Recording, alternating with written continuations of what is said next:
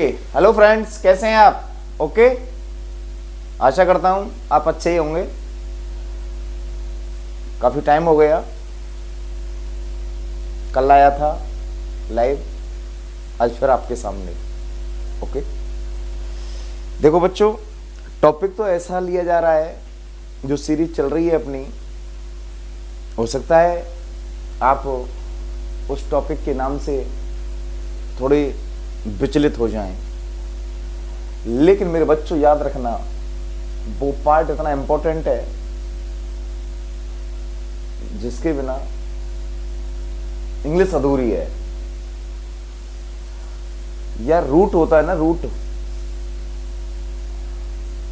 Root में जितना पानी डालोगे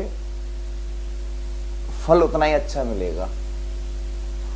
रूट में जितना अच्छा आप वर्क करोगे फल उतना ही अच्छा आपको मिलने वाला है।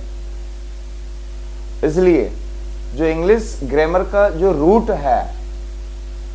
है वो है, मेरे प्यारे बच्चों, टेंस। टेंस वर्ड की ओरिजिन कहां से होती है, इसका मीन क्या है, ये बात मैं आपको पिछले वीडियो में क्लियर करा चुका हूं। आपका एक पार्ट प्रेजेंट इंडेफिनिट वो निकल चुका है। Today we are going to learn present continuous and present perfect also. तो आज हम प्रेजेंट कंटिन्यूअस को स्टेप बाय स्टेप ए से लेके जेड तक टोटल जो ग्रामर है प्रेजेंट परफेक्ट के अंदर और प्रेजेंट कंटिन्यूअस के अंदर, वो आज हम सीख जाएंगे आज की वीडियो में। And I hope you will watch this video till the end, and at the end of the video you will face some vocab. Okay, so start now. Tense name is present perfect. इस present perfect की कहानी बहुत ही easy है और अच्छे तरीके से समझ में भी आएगी।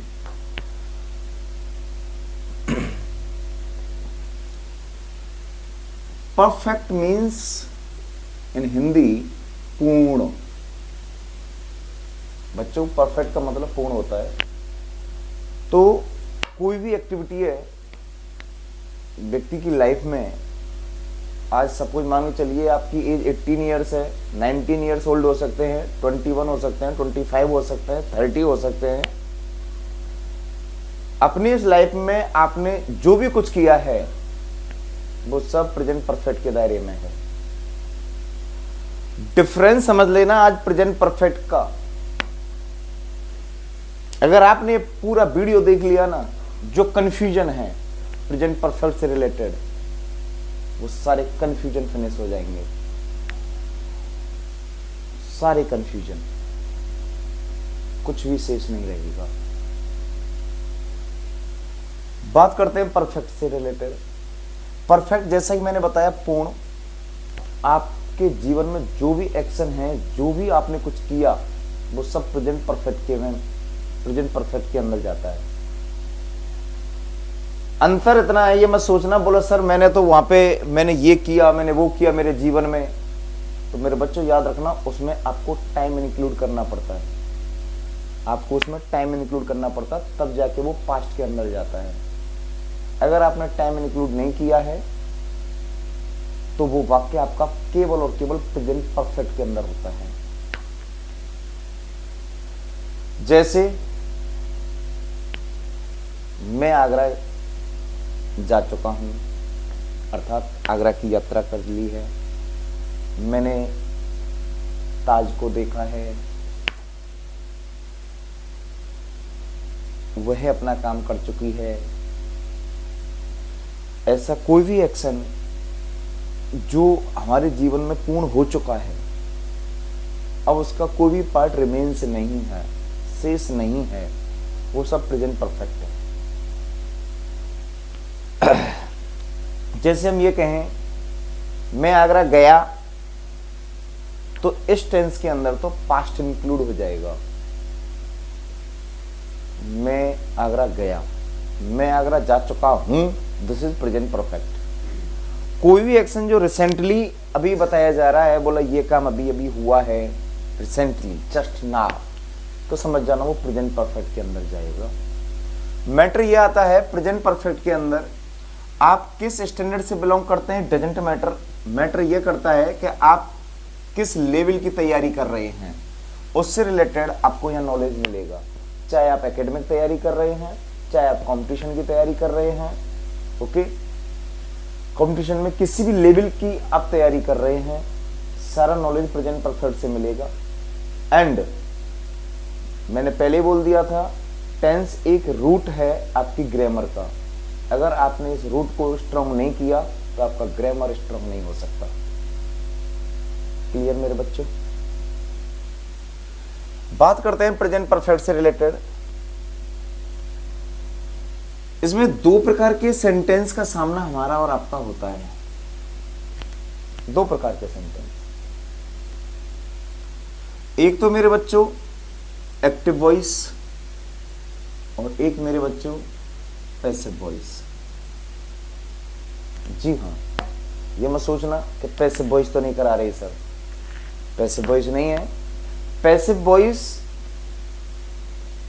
वो एक अलग पार्ट है ग्रामर का, उसे हम बाद में डिफाइन करेंगे।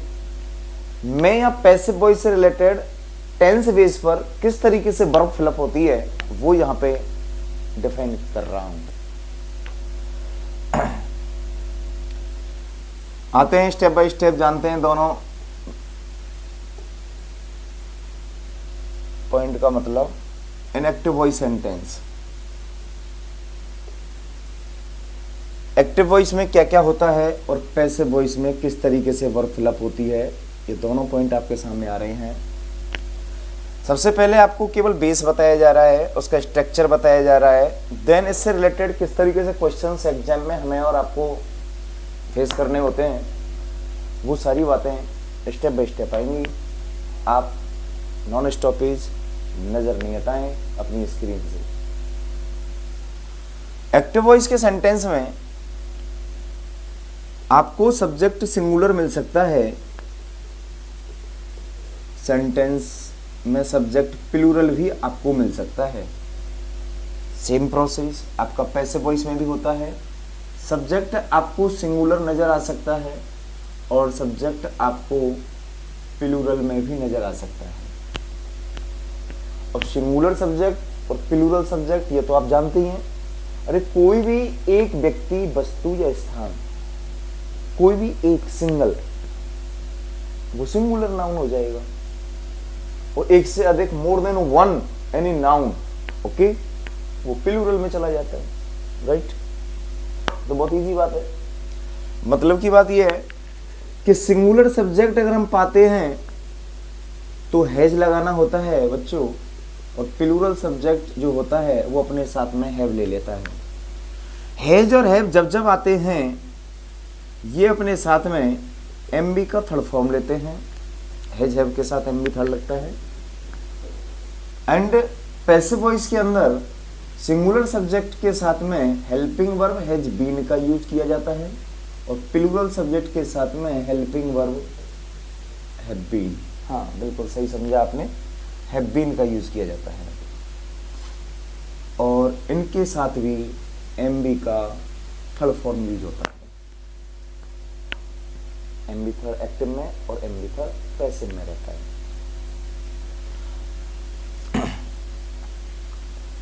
और क्वेश्चन इस बात का बनता है कि सर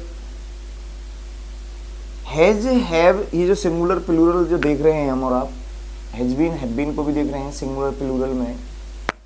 बोला सर सिंगुलर में तो और भी बहुत सारी हेल्पिंग वर्ब होती हैं, जैसे डज का आना, वॉज का आना। तो सर ये हैज किस कंडीशंस के अकॉर्डिंग सेंटेंस में यूज किया जा सकता है?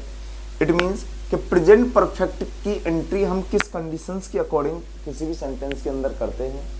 तो कुछ स्पेशल वर्ड होते हैं जो इस टेंस की हमें आइडेंटिफिकेशन देते हैं कि कोई सेंटेंस है और सेंटेंस में किस तरीके से कोई वर्ब फिलअप होगी, वो सेंटेंस किस प्रकार की वर्ब हमसे चाहता है। तो वो जो आइडेंटिफिकेशन है वो हमें हमारे माइंड के अंदर रखनी है। बच्चों ये बात याद रखना अगर आपने आइडेंटिफिकेशन माइंड में नहीं रखी तो एग्जाम के अंदर दिया हुआ क्वेश्चन आपके पैरों से जमीन को खींच लेता है। इसलिए एक एक वर्ड को बड़े ध्यान से माइंड में रखना है। प्रेजेंट परफेक्ट का क्या है रूल्स रेगुलेशन।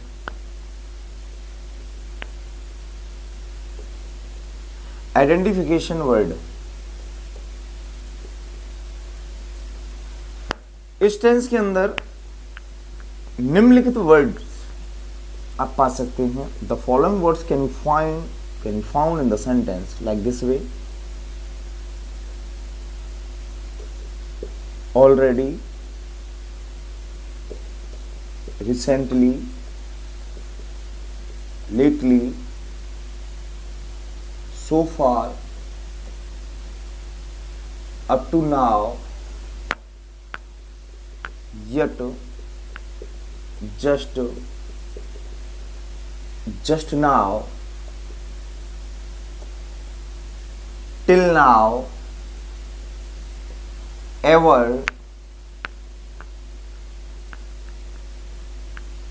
this के साथ में this day, this week, this month, this year,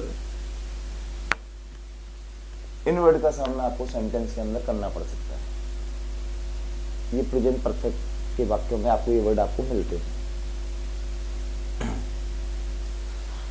आपको मेनली जो दो तीन बातें हैं इन सारे वर्ड से रिलेटेड वो याद रखनी है। ऑलरेडी जो वर्ड है ये स्पेशल नोट है, याद रखना। ऑलरेडी शब्द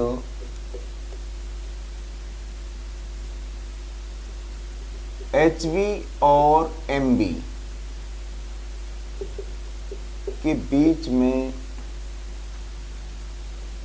रखा जाता है। HV और MB के बीच में ये अपना स्थान लेता है। सेकेंड नोट, सो फार और यट, ये दो वर्ड होते हैं। सो फार और यट का यूज केवल नेगेटिव या इंट्रोगेटिव सेंटेंस में होता है। सो फार और यट का यूज नेगेटिव और इंट्रोगेटिव सेंटेंस में होता है। शेष जो वर्ड हैं वो सेंटेंस के लास्ट में आते हैं। सेंटेंस के लास्ट में शेष वर्ड, जैसे रिसेंटली का आना, लेटली का आना, अप टू नाउ का आना, टिल नाउ का आना। ओके। एवर, एक वर्ड है एवर।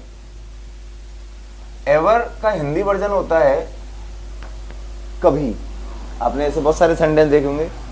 क्या आपने कभी चित्रलेखा को देखा है? क्या आप कभी तीसरी मंजिल से कूदे हैं? क्या आपने कभी पुष्पेंद्र गौतम की क्लास ली है? There are many types of sentence. वो जो कभी जो वर्ड यूज करते हैं हम और आप सेंटेंस के अंदर, वो कभी एवर से आता है। और ये जो एवर जो वर्ड है, एवर शब्द सेंटेंस में एमबी से पूर्व यूज होता है।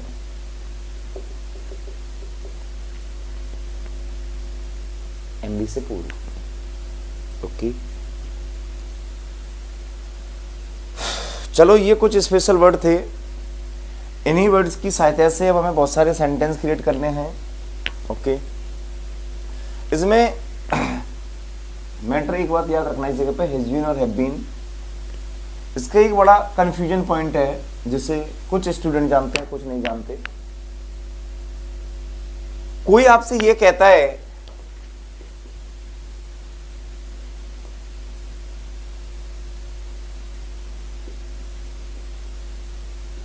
मैं आगरा गया,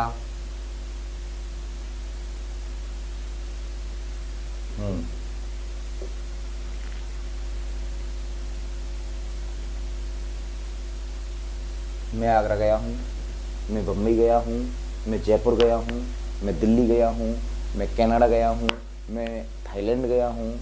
इस तरीके से जब कोई कहता है तो इस सेंटेंस की अंग्रेजी मोस्टली स्टूडेंट इस तरीके से बनाते हैं, I have gone to Agra.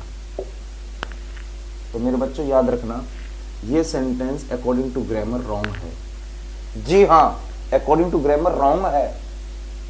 एक बात बताइए कि अगर आपसे कोई ये कहता है मैं आगरा गया हूं, तो फिर बोलते समय मेरे सामने उपस्थित कैसे है? सोचो, गहराई में उतरो। कोई व्यक्ति आपसे ये कहता है मैं आगरा गया हूं, अरे आगरा कहां गया है? आगरा तू पहले गया था, आगरा तो तू पहले गया था भाई। अब तो तू मेरे सामने है, अब तो तू मेरे सामने है। तो इट मीन्स कि प्रेजेंट परफेक्ट में अगर आप I have gone to Agra बोल रहे हैं तो इसका मतलब वो घटना जो है वो तो हो चुकी, लेकिन सामने वाला बोलने वाला जो भी है वो तो हमारे और आपके सामने ही है। और जो चीज सामने है फिर वो गॉन में कैसे जा सकता है? गॉन वर्ड यूज नहीं कर सकते। ऐसे सेंटेंस को अगर आपको प्रेजेंट परफेक्ट के अंदर रखना है तो गॉन वाला वर्ड यूज नहीं करना मेरे बच्चों। I have been to Agra. जी हाँ, I have been to Agra, I have been to Jaipur, I have been to Kanpur, I have been to Canada. इस तरीके से वर्ड यूज होते हैं ये, क्योंकि बोलते समय वो सामने वाला व्यक्ति वो आपके सामने ही होता है। अगर वो केवल गॉन शब्द यूज करता है, I have gone to Agra, तो फिर सामने क्या कर रहा है तू? सामने कैसे आ गया यार? I think you understood better now. Okay, ये एक इंपॉर्टेंट पॉइंट था। तो हैज बीन हैव बीन का यूज इस तरीके से किया जाता है, I have been to Agra. Okay, अब हम आते हैं कुछ स्पेशल सेंटेंस की तरफ, जिससे कि एक्टिव और पैसिव वॉइस से रिलेटेड आपको नॉलेज मिल जाएगा। कब कब हैज हैव आता है, हैज बीन हैव बीन किस तरीके से यूज होता है, सिंपल सेंटेंस में क्या होता है, इंट्रोगेटिव में क्या होता है। ओके, ये तो आप जानते ही हैं कि एक्टिव वॉइस के अंदर सब्जेक्ट एक्टिव रहता है, सक्रिय रहता है, किसी भी एक्टिविटी को करने में पावर रखता है, वो एक्टिव वॉइस होता है। और in passive voice sentence, what is passive voice sentence? You know, subject has the no power to do anything in the sentence is called the passive voice। कोई बात नहीं, डिटेल नॉलेज आपको sentence के pattern में and special sentences में आपको अभी मिलने वाली है। तो आई थिंक आप इसका स्क्रीनशॉट ले सकते हैं। मैं थोड़ा साइड हट जाता हूँ।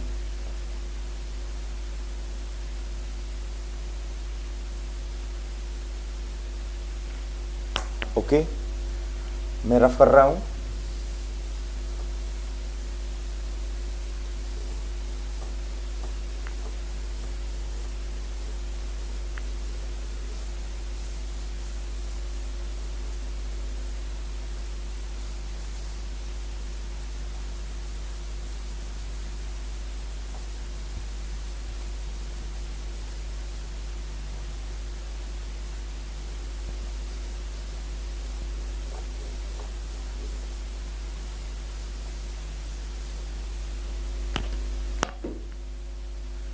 चलो लेते हैं कुछ सेंटेंस जिससे कि प्रेजेंट एंड परफेक्ट से रिलेटेड आपको नॉलेज कंप्लीट हो जाए।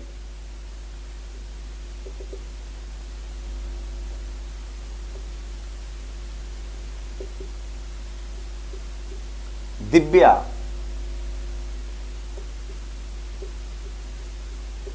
as well as you dash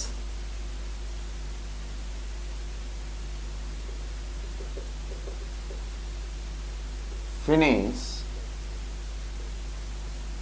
her work just now.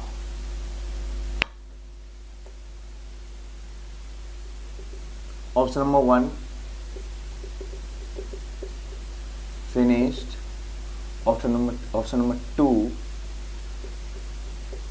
have finished. Option number C, had finished. Option number D, finishes. Question number 2,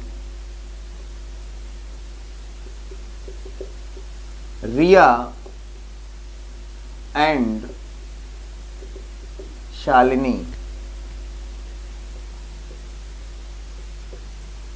have not visited the Red Fort.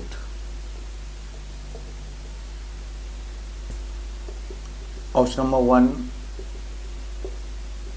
till now, up to now, yet, and before. Question number 3, why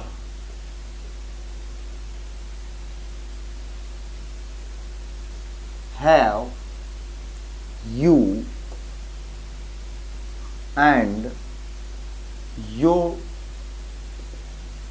friend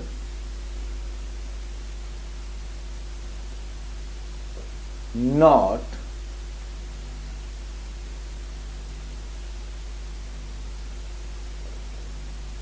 written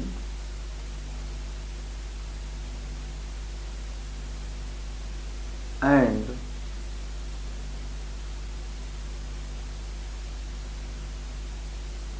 show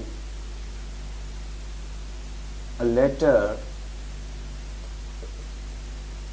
to your principal. No error. Selecting var 1, 2, 3 and 4. Question number 4. Mr. Anant and his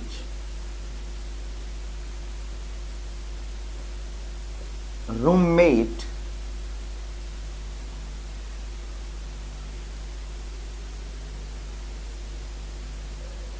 done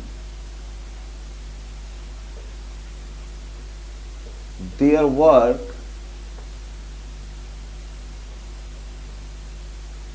perfectly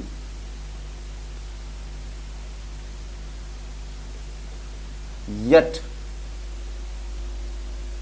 Option number 1, has, had, has not, have not. Question number 5.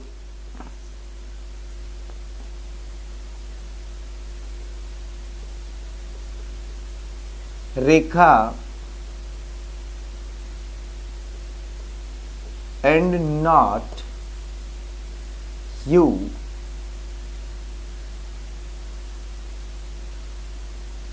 have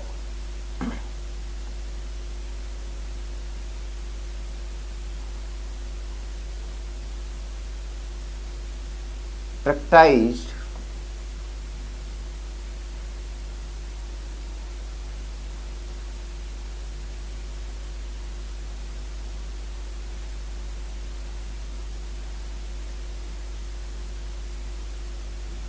to perform well. No error. Selecting var 1, 2, 3 and 4. Rekha and not you have practiced to perform well. आपको इसमें error देना है। Question number 6,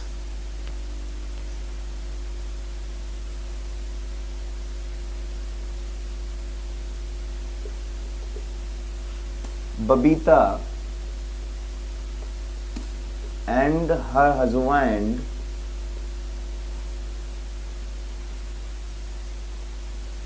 have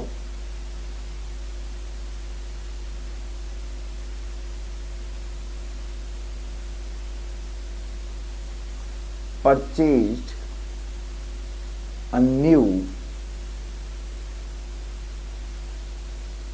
flat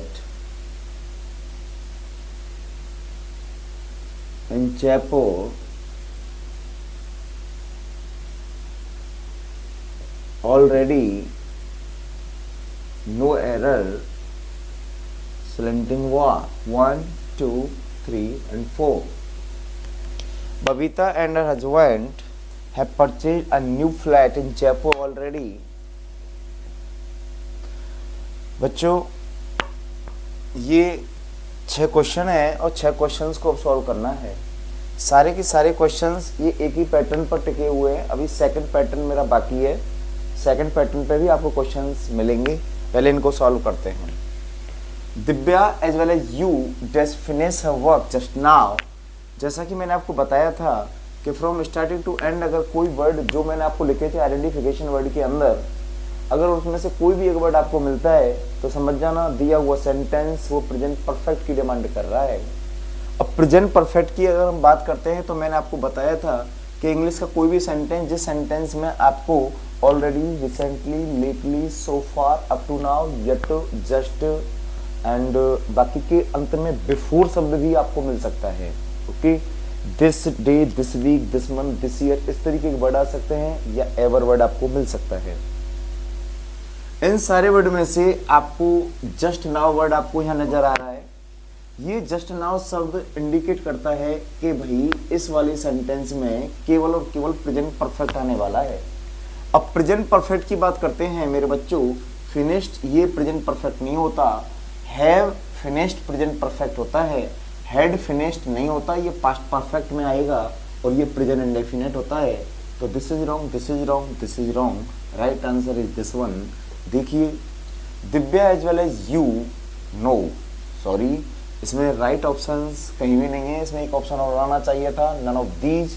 reason ये है कि दिव्या और you जो 2 point जब कभी भी एज वेल एज से, एंड नॉट से, इन एडिशन टू से, लाइक से, विद से, टुगेदर विद से, अकम्पनाइड बाय से कनेक्ट होते हैं तो फर्स्ट नाउन के अकॉर्डिंग आपको वर्ब यूज करना होता है। तो दिव्या यहाँ सिंगुलर है तो सिंगुलर वर्ब हमें यहाँ डालना पड़ेगा। सिंगुलर वर्ब दिए हुए ऑप्शंस में प्रेजेंट परफेक्ट से रिलेटेड कहीं भी नहीं मिल रहा है, लेकिन मेरे बच्चों ये बाई मिस्टेक हुआ है, इस जगह पे हैज आएगा तो हमारा राइट आंसर हो जाएगा हैज।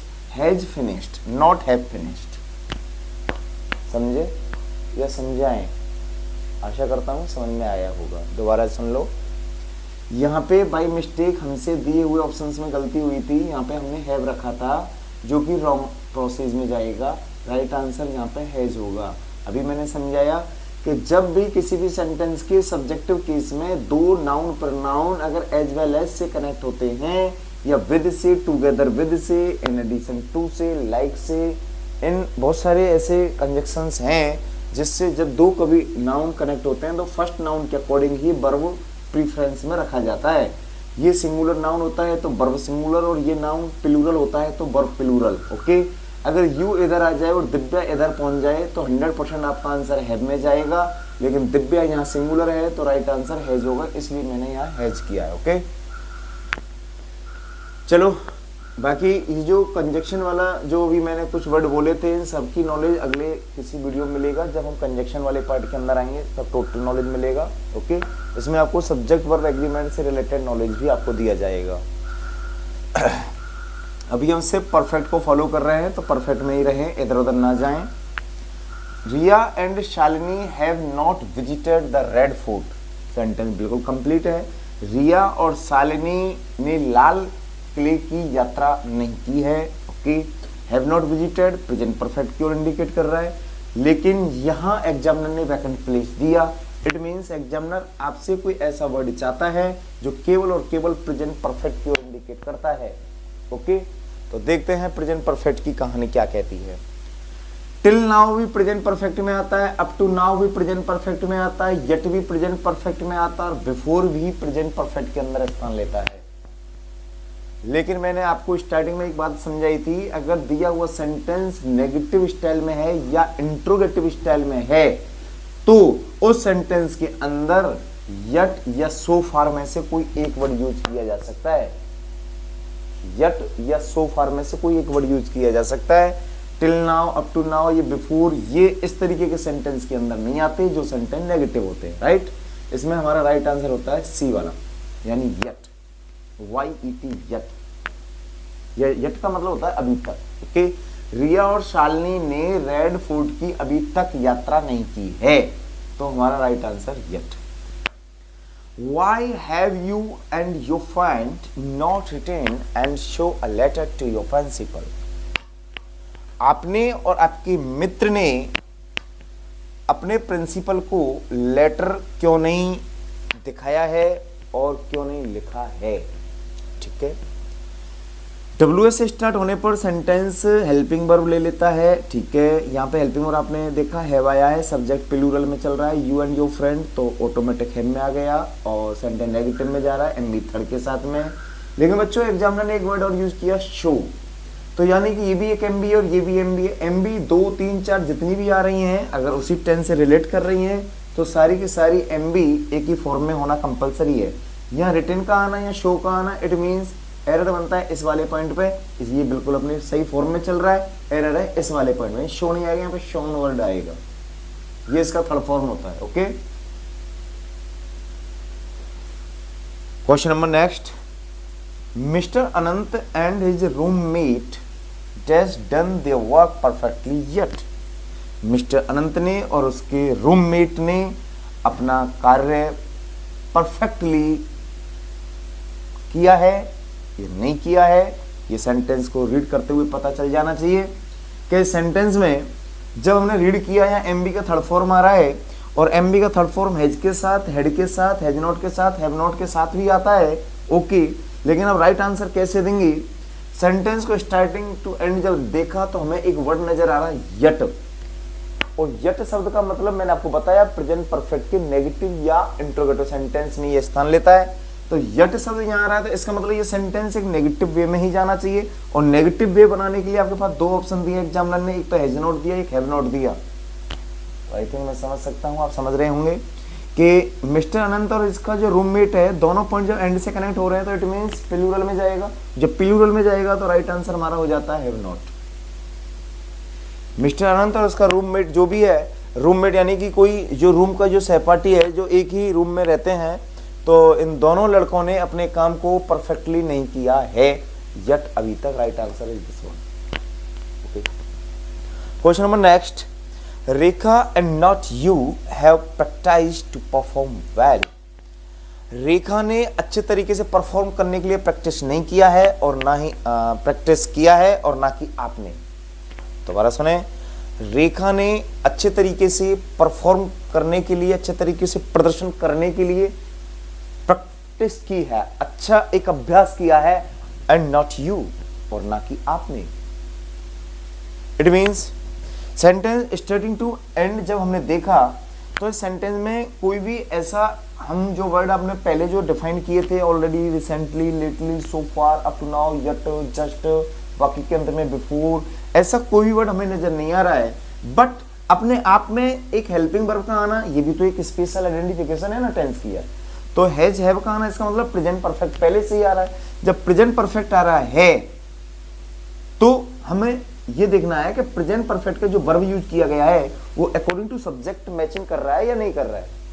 तो बच्चों एक पॉइंट याद रखना, एंड नॉट से जब भी दो नाउन प्रोनाउन कनेक्ट होते हैं, आई रिपीट, एंड नॉट से, एज वेल एज से, इन एडिशन टू से, लाइक से, विद से, टुगेदर विद से, अकम्पनाइड बाय से, अलोंग विद से, जब भी दो नाउन प्रोनाउन कनेक्ट होते हैं तो फर्स्ट नाउन प्रोनाउन के अकॉर्डिंग वर्ब यूज की जाती है, ना कि सेकंड के अकॉर्डिंग।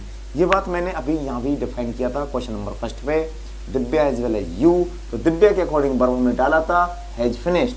सेम प्रोसेस यहाँ भी आ रहा है। रेखा इस सिंगुलर नाउन है, तो सिंगुलर नाउन के अकॉर्डिंग ही यहाँ पे वर्ब सिंगुलर आने वाला है, जो कि एग्जामिनर ने दिया हैव।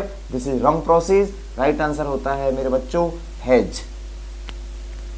ओके, नेक्स्ट क्वेश्चन लेते हैं। Babita and her husband have purchased a new flat in Jaipur already. Babita और उसका जो हस्बैंड है, मतलब उसके पति और बबीता ने कोई नया फ्लैट परचेज किया है जयपुर में पहले ही। अब सोचो जरा, मैंने एक वर्ड यूज किया था ऑलरेडी इस सेंटेंस के अंदर, ऑलरेडी शब्द, और ऑलरेडी की कहानी मैंने बताई थी। ऑलरेडी शब्द हमेशा एमबी से पहले यूज होता है, ना कि सेंटेंस के लास्ट में। और एमबी है आपके पास परचेज, परचेज से पहले आएगा ऑलरेडी वर्ड, और दे रखा है यहाँ पे सेंटेंस में वर्ड तो आ रहा है, लेकिन उसकी जो सिचुएशन है, जो सेंटेंस के अंदर कहाँ होना चाहिए, वो रॉन्ग प्रोसेस के अंदर आ रहा है बच्चों। तो बेटा ऑलरेडी शब्द यहाँ ना आकर ऑलरेडी शब्द आएगा इस जगह पे, इस जगह पे आना है। इट मीन्स अब एरर जो जाएगा वो हमारे सी वाले पार्ट में जाता है, ऑलरेडी वर्ड पे। ओके, चलो आगे बढ़ते हैं और नेक्स्ट टेंस के साथ में आगे बढ़ेंगे। आई थिंक आपने बहुत कुछ नई बातें आपने सीखी होंगी, लेकिन इसका ये जो फर्स्ट जो स्टाइल है वो भी आपने लिया है, सेकंड पार्ट अभी आपने नहीं लिया है। सेकंड पार्ट की ओर हम आगे बढ़ रहे हैं, ध्यान से देखते जाएं। रफ कर रहा हूं बच्चों, एक बार स्क्रीन आप ले सकते हैं, एक सेकंड स्क्रीन शॉट लें। Okay good.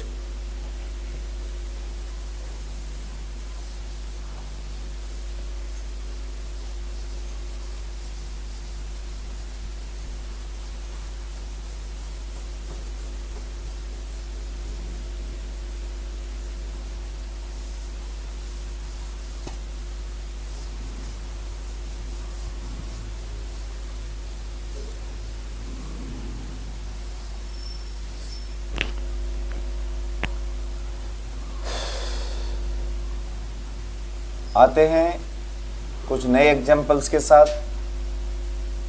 Example second step की।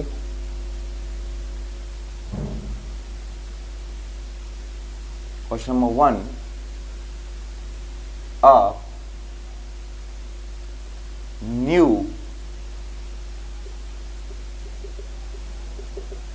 Building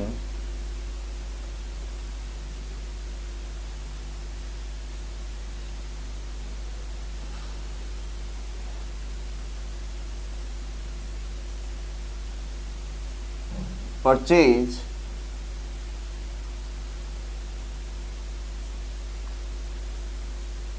recently.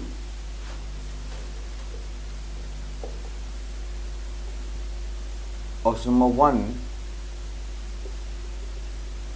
will purchase, has purchased,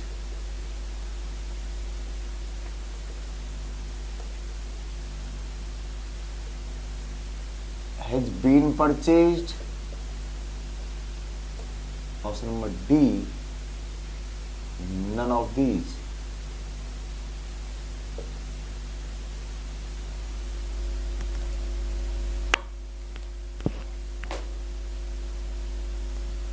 Question number 2,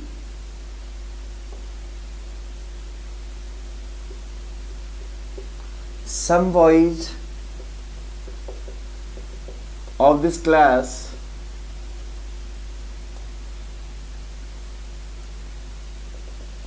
dash punish badly before. Option number 1, punished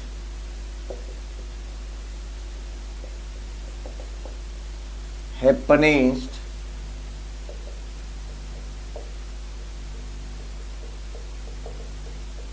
have been punished,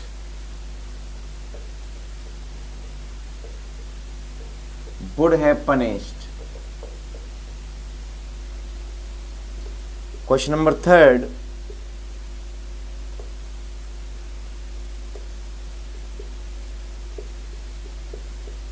Bhavna and Shalini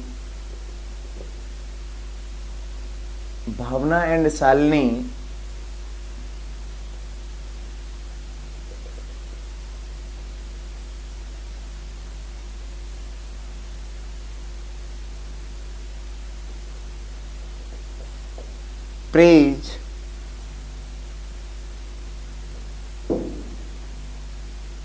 why their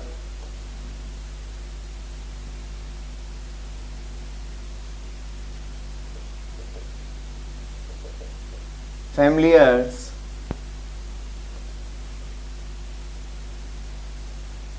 before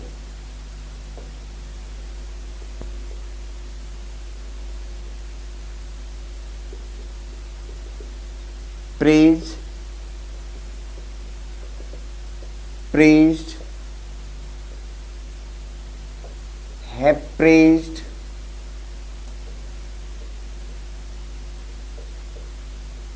have been praised.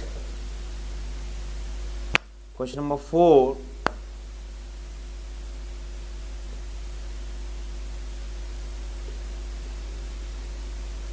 A new AC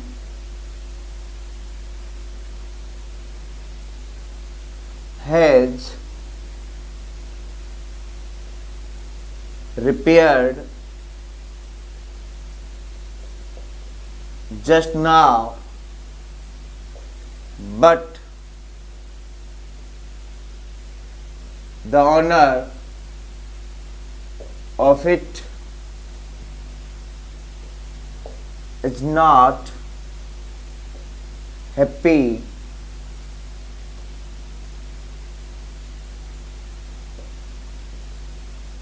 No error. Slanting war. 1, 2, 3 and 4. Question number 5.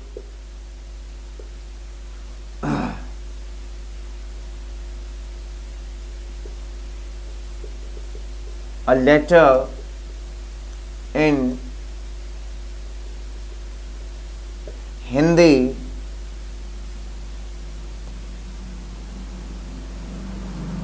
has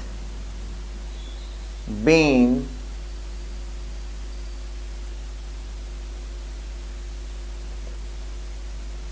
writing to the DO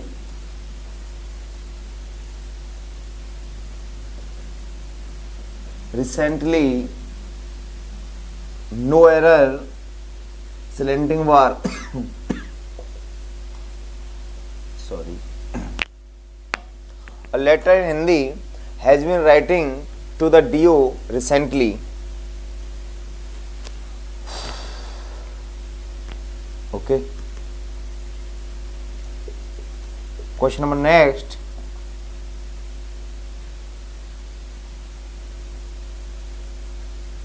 I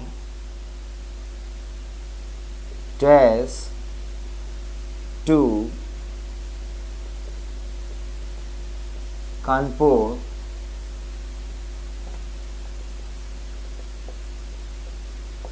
this week. Option number 1 had gone. Option number 2 have gone. Option number C have been.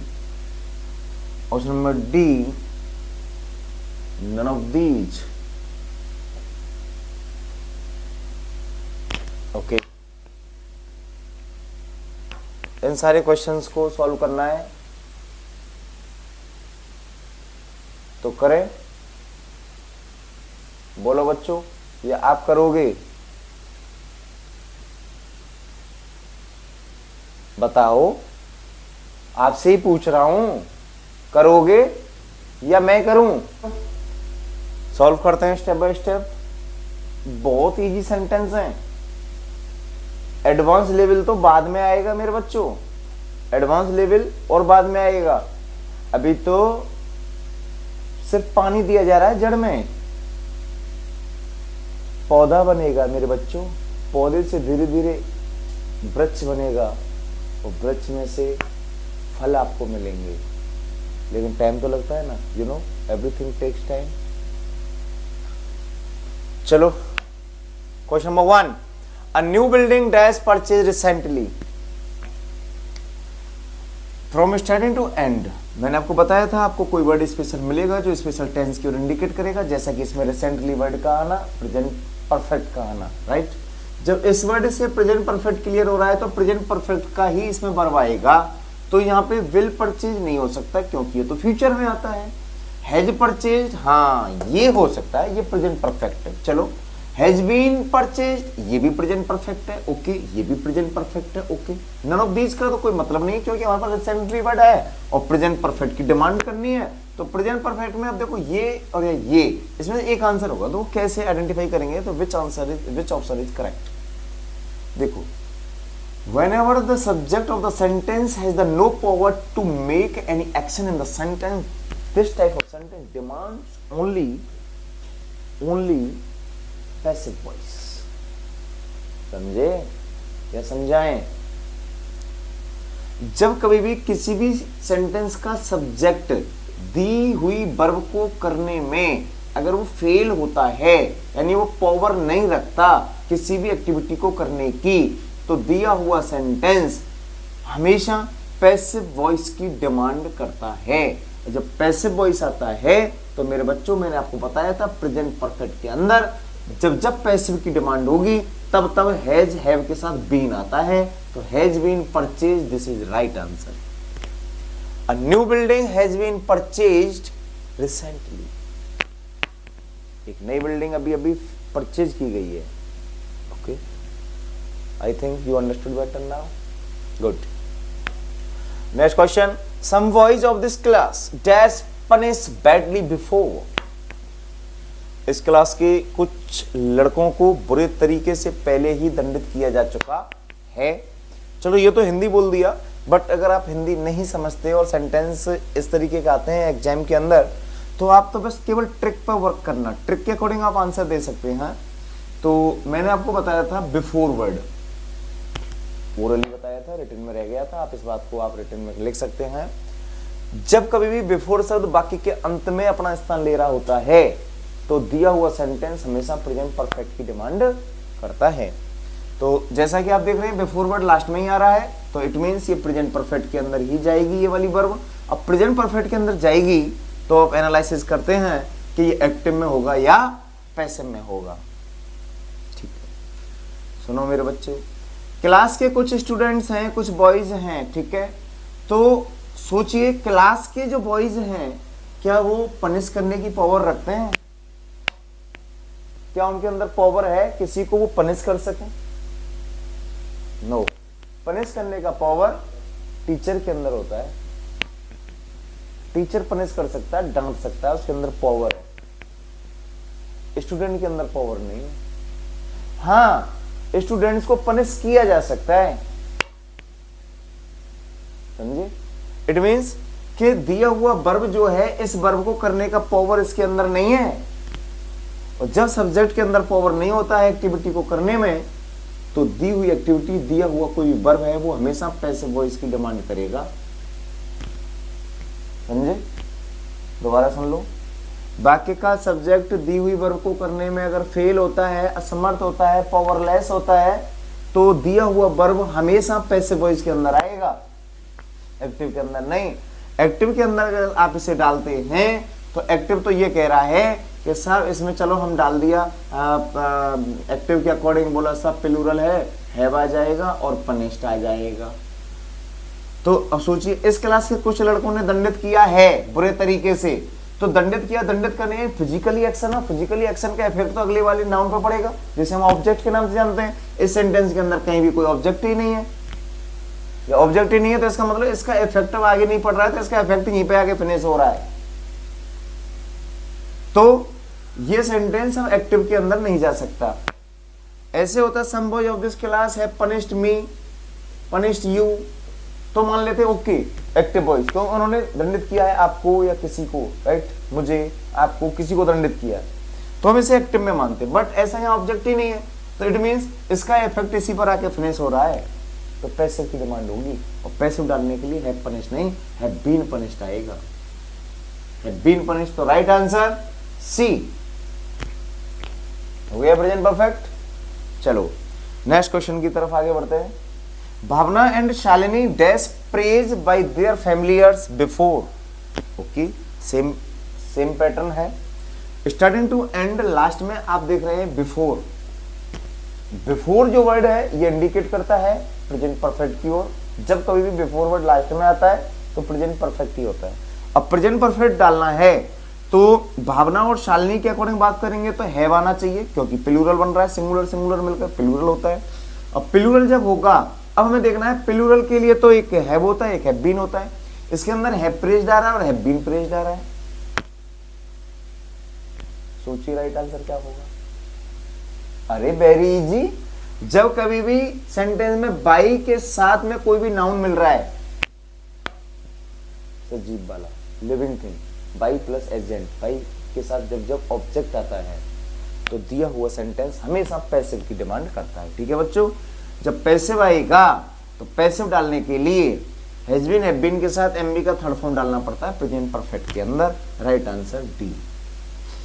Bhavna and Shalini have been praised by their familiars before. Bhavana और शालिनी की प्रशंसा उसके ही परिचित लोगों के द्वारा, पारिवारिक सदस्यों के द्वारा की जा चुकी है पहले, बिफोर शब्द। क्लियर।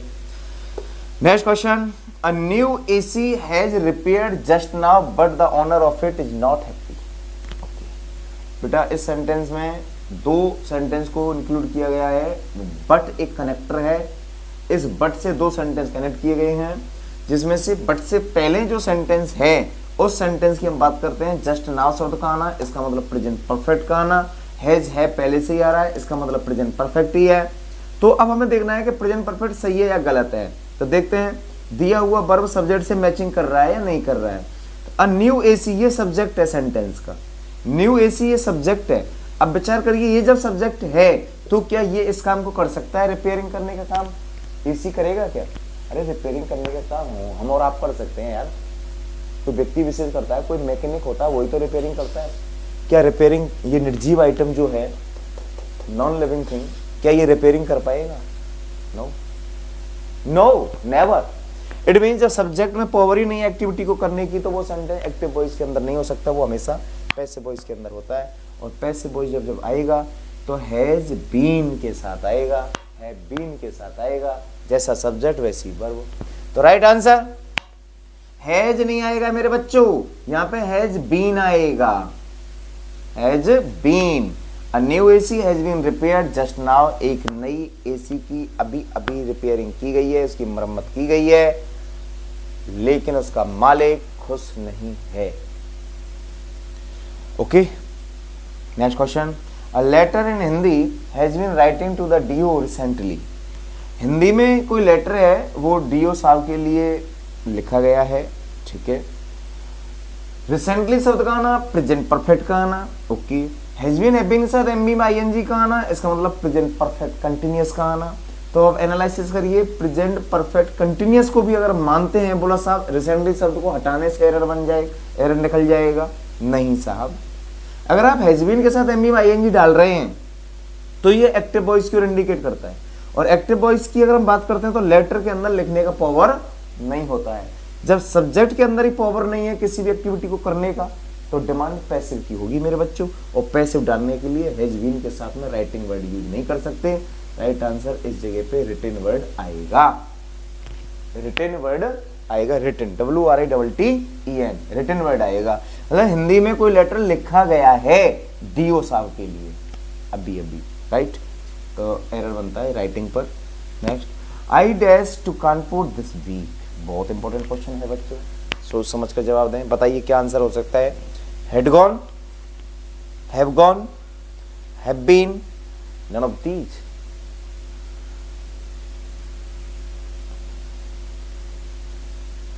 सेंटेंस को ध्यान से रीड कर लें।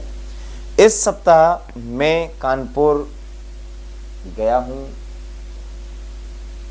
ये इसका हिंदी है। राइट आंसर आपको देना है। ये प्रोसेस मैंने आपको स्टार्टिंग बताया था। कंफ्यूजिंग की स्थिति कब कब हो सकती है, तो देखिए कोई बात नहीं, आपसे नहीं हो रहा है तो एक बार मैं कोशिश कर लेता हूं। मैंने बताया था अगर कोई भी व्यक्ति विशेष जब आपके सामने होता है और वो ये कहता है कि मैं कानपुर जा चुका हूं, दिल्ली जा चुका हूं, कनाडा जा चुका हूं, तो इन दिस कंडीशन अगर वो जा चुका है तो वो हमारे सामने क्यों है, फिर वो हमारे सामने क्यों है, नहीं हो सकता। इट मीन जब वो हमारे सामने है तो वो यात्रा कर चुका है और वो यात्रा करके हमारे सामने आ चुका है। ओके, अब वो हमारे सामने है, इसलिए हम गॉन वाले वर्ड पर हम नहीं जाएंगे। जब जब गॉन आएगा इसमें राइट आंसर जो जाएगा वो डायरेक्ट हैव बीन वाला कंसेप्ट यूज करेंगे। I have been to Kanpur this week, she has been to Lucknow this week. Okay, Ram Manohar Lohia has been to Thailand. Okay, तो इस तरीके से अपना आंसर दे सकते हैं। तो बच्चों कैसी रही क्लास, जैसी भी आपको लगी हो अपने अपने पॉइंट ऑफ व्यू एक बार कमेंट में जरूर डालें, और आशा करता हूं क्लास आपके मुताबिक आपके एग्जाम से रिलेटेड मैंने सब कुछ डाला है। और अगर आपको ये वीडियो अच्छा लगा है तो इस वीडियो को शेयर करना ना भूलें।